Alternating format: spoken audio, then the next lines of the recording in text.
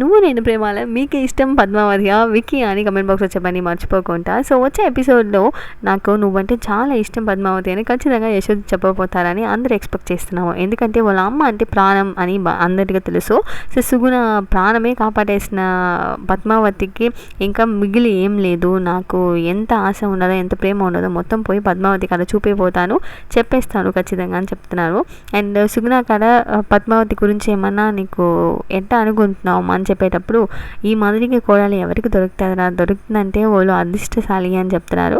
And ఇది చాలా చాలా హ్యాపీగా ఉన్నది. అయితే అమ్మకు చాలా ఇష్టమైపోయింది పద్మావతి అంటే ఇష్టమని ఇప్పుడు తెలిసిపోయింది. ఎట్టన్నా మనం కూడా పద్మావతి కాడ ఏదన్నా చెప్పి ఓకే చేసుకోవాలని ఏదేదో ట్రై చేయబోతారు. అయినా మధ్యలో విక్కీ వచ్చి ఏం కలపెడతారో, విక్కీ ఉండాలని తెలిసి యశోద మైండ్ ఎట్లా ఆగిపోతుందని ఒక పెద్ద టెన్షన్ ఉండదు.